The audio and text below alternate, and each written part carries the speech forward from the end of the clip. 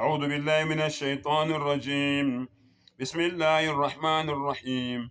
ووصى بها إبراهيم بنيه ويعقوب يا بني إن الله اصطفى لكم الدين فلا تموتن إلا وأنتم مسلمون. icela Allah angivikele kusathane ongathandwa egameni lika Allah onomusa onesihawu. U-Abraham waxwayisa noma wayala abantwana bakhe kanye nomzukulu wakhe uJakobe. My Muslim brother, my Muslim sister, lalela ulalelisise. Bangaki abethu esizibiza ngama-Muslims abathi mangabe beyala izingane zabo babayale kanje, babanikeze lo myalo. Ya bani, o bantwana bami, inna Allah astafa lakum, ngempela u-Allah unikhethele nina, ngempela u-Allah unikhethele nina ad-dini, inkolo. Subhanallah. Fala tamutunna illa wa antum muslimun. Nenze sure ukuthi anushilo umhlaba ningewona ama-Muslims. Bangaki phakathi kwethu abathi mangabe be-advisor beyala izingane zabo bebonisa izingane zabo bazibonise ngendlela uNabi Ibrahim alayhi salatu wassalam a-advisor ngaye abantwana bakhe nomzukulu wakhe uYaqub alayhi salatu wassalam.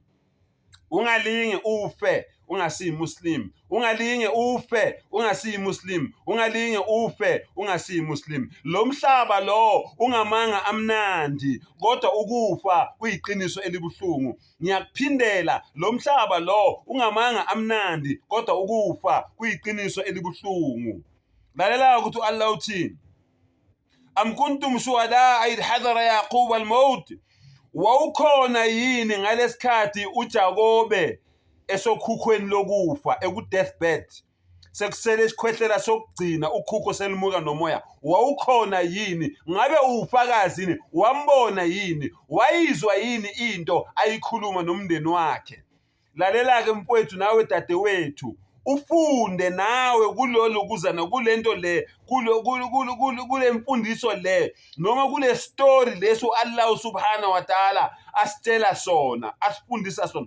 Allah usiza mina nawe ukuthi nathi sizame ngayo yonke indlela singafele endaweni ezirong bafowethu. Ungakhohliswa ikurta netopi, ubona umuntu egqoke ikurta netopi. Ayingaka Muslim brothers wethu afa edakiwe, ayingaka Muslim brothers wethu afa edakwa ama-drugs, mangaka Muslim brothers wethu afela ku-night club, mayingaka Muslim brothers wethu afela ku-adultery, efele bufebeni, mayingaka Muslim brothers wethu abulawa yimoto ezithengwe ngemali eyiharam, ayingaka Muslim brothers wethu afela ezindlini ezithengwe ngemali eyiharam, ngemali ye-interest, ngemali ye-riba.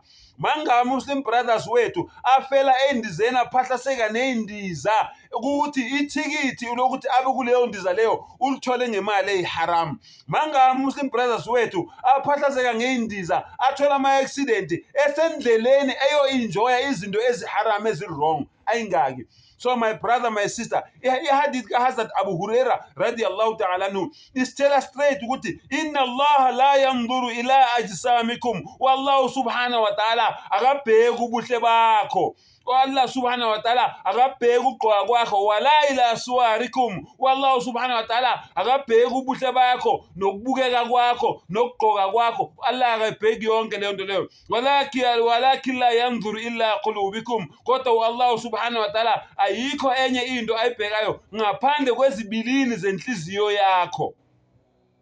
So bafowethu, be very very careful. Lalela-ke ukuthi uYaqub alayhi salatu wassalam uthini kubantwana bakhe.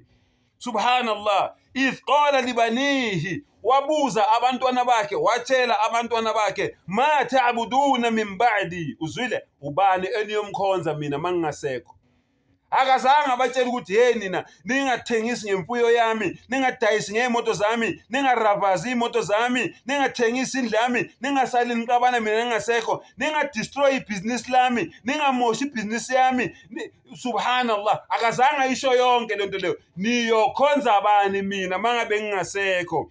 Lalela izingane. Qalu na'budu ilahak baba thina sizokhonza umdali wakho, wa ilaha abaika, sikhonze futhi umdali wobaba bakho ubani, uIbrahim alayhi salatu wassalam, uIsmail alayhi salatu wassalam, uIshaq alayhi salatu wassalam, ilahu wahida, umdali oyedwa. Allahu akbar. Wa nahnu lahu muslimun.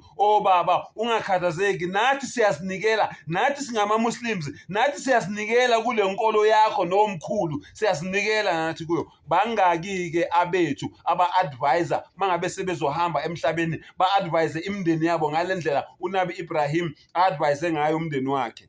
So bafowethu nodadewethu, lento le ibalulekile ngoba ngempela sonke singabokomdluli. Lo mhlaba lo sizowushiya sithanda singathandi, kodwa indlela esi-advise ngayo imindeni yethu. Ngisaphinda futhi, bangaki abafowethu abafela endaweni ezirong. Man kana akhira kalamihi, lo muntu loyo amazwi akhe okugcina athi la ilaha illallah dakhala aljanna, lo muntu loyo ejannati.